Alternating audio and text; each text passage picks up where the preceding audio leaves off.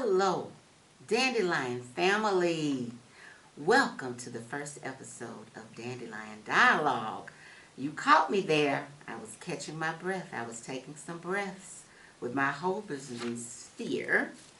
And this really helps me to remember to take breaths as I am practicing my social emotional wellness and my social emotional intelligence.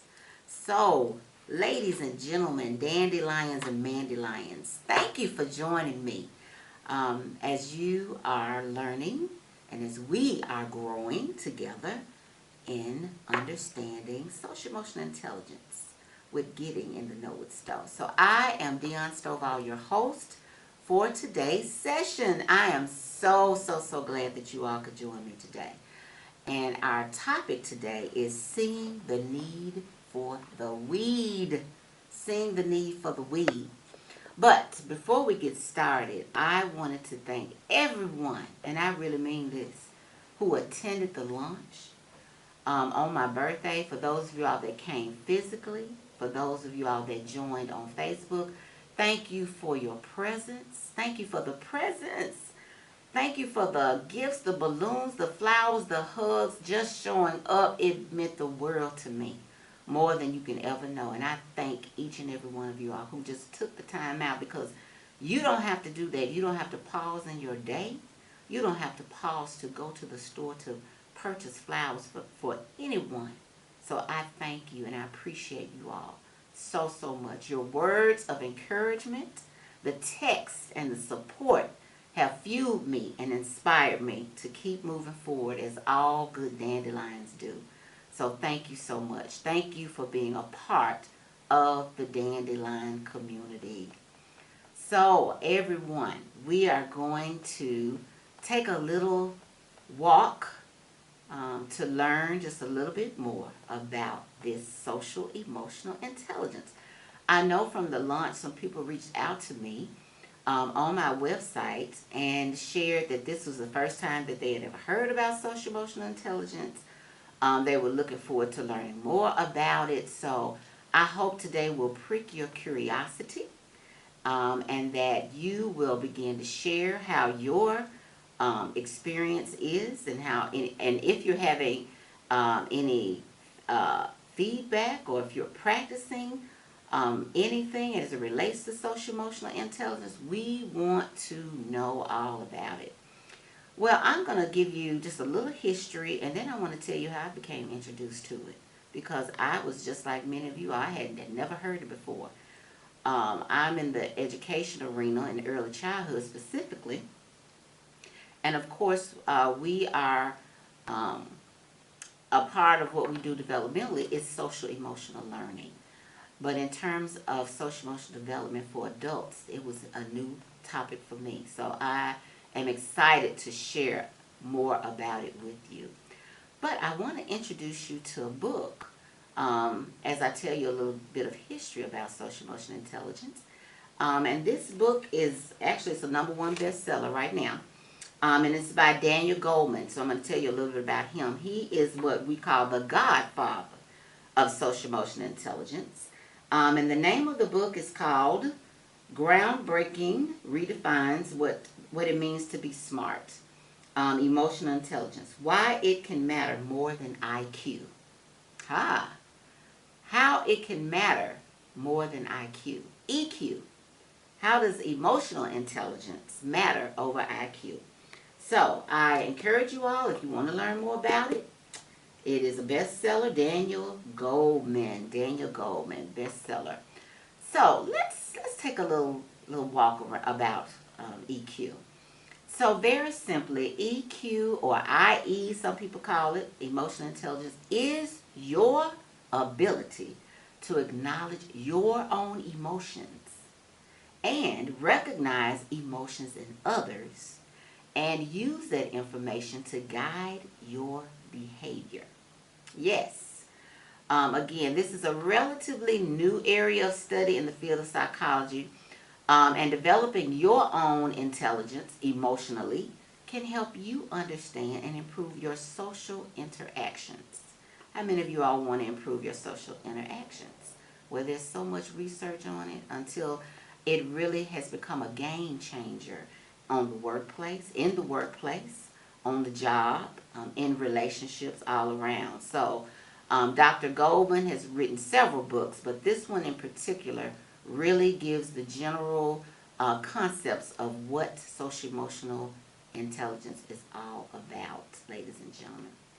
So I became familiar with social emotional learning.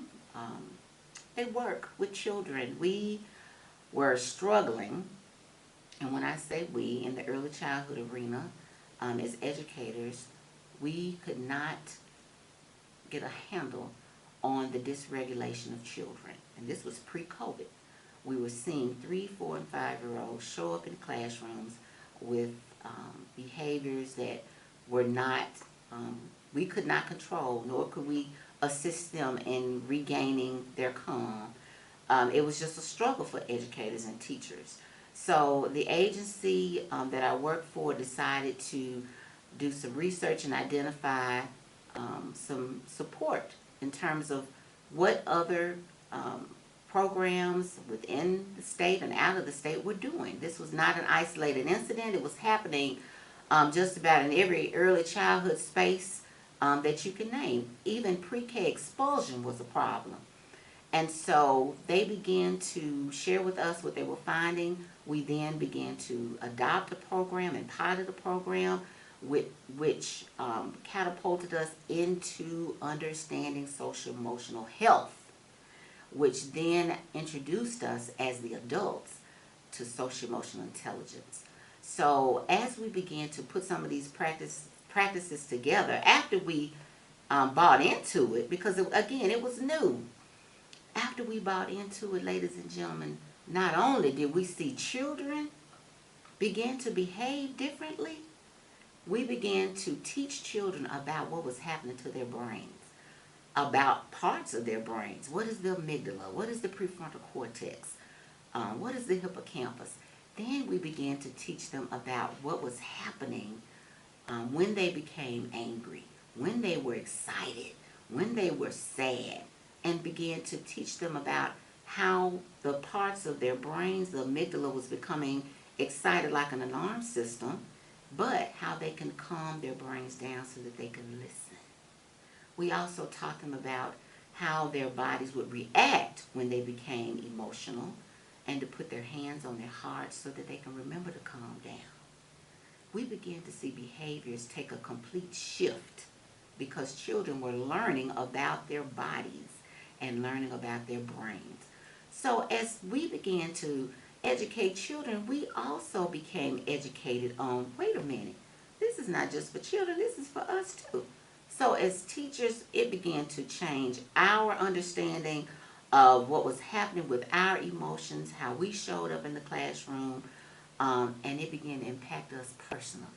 And so we began to share stories how we were taking this with us, not just implementing these practices in the classroom about breathing and using instruments to help us to release and relax and to regulate, but we began to take this with us, carry it with us as a part of who we are.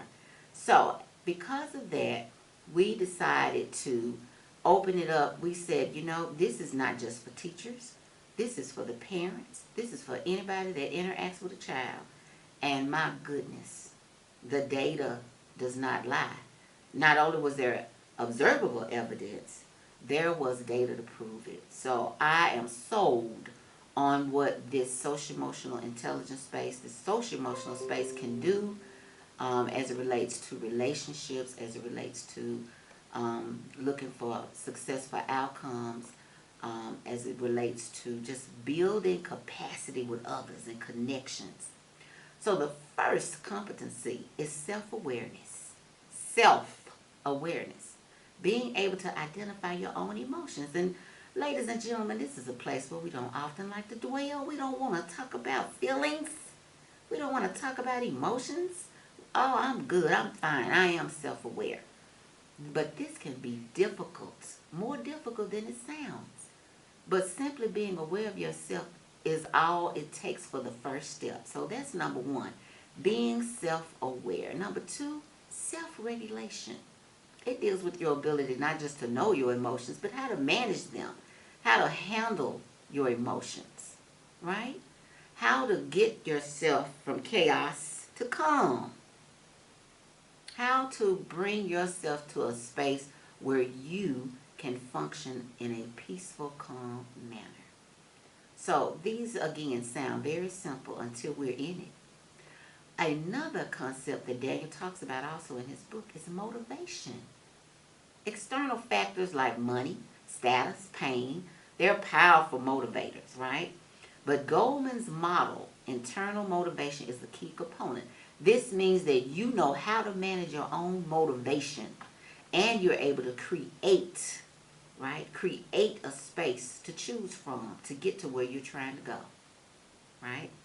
So empathy, that's another space that we don't often like to dwell. We think we're kind, we think we're concerning to others, being concerning and compassionate. We think we are, but are we really aware of how we're showing up? How many of us actually gauge and ask people, was I kind? How did I handle that situation? Did I hurt your feelings? I see that you're not responding to me as you did before. Was it something I said? How often do we actually go back and ask people that question? I wonder how many of us can say that we do that. How many of us actually show up in an empathetic space? And then another concept is socialization.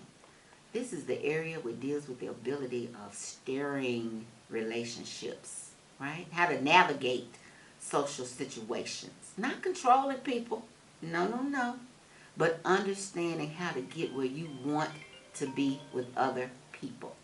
That might mean conveying ideas. That might mean managing a team. It might mean dealing with a conflict in a relationship. But every situation is different. And there isn't always a correct way to handle them. So I want you to think about these core competencies that I shared with you, because it matters. It really matters how we interact with people and how we deal with our own fears with it. Because sometimes fear keeps us from having these conversations with ourselves as well as others. What are we afraid of? What is keeping us from really wanting to deal with and manage our emotions? That's something we have to ask ourselves. What is that child inside of us saying?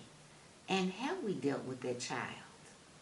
Have we dealt with that child that is now grown up that thinks that they're okay? Right? What is that internal child telling us in terms of how we're showing up? So, what I want us to remember in terms of social emotional intelligence today is that it starts with you. It starts with you, right? And how you can understand your own strengths and your own weaknesses, right? And being realistic about it. Being realistic about it. Emotional intelligence not only builds working relationships, but it helps to create longevity, right? With friendships and our social networks. It helps us to show up in a much better space on the workplace, in the workplace, with others, in our roles. Helps us to resolve situations better, right? And it gives us confidence. This is not Dion, this is research. Helps us with resolve. And it also helps with creating, helping us to dwell in a more creative sense and a creative space. So I want to encourage each and every one of you all to check out the book, do your own research. Your homework and your challenge is to find out what social emotional intelligence is for yourself and to learn a little bit more about how it can impact you personally, how it can impact you professionally, and see where you land. So I am going to ask you all to join me on my next episode because I'm going to have someone to come that can really take us there. That's going to really help us open our eyes and have a deeper dialogue about the lack of emotional intelligence, right? Because now we know a little bit more about it, be more self-aware. But Dr. Audrey Ilion is going to join us. She is the former executive director of trauma-informed programs and is a mental health clinician, and she has been in this work a very long time, and I'm so excited that she's going to talk to us about what it looks like when you don't have it. So next session is, even if you mow them, they still grow. We can get rid of the weeds, but what do we do? How do we manage them when they start to sprout up? So that's something to put on your minds until next time. So if you want to know more, and if you want to contact me, right, to share with me any questions you may have, or you would love to hear more about social emotional intelligence, please reach out to me. Go to my website at Destination Dandelion. I would love, love, love to hear from you.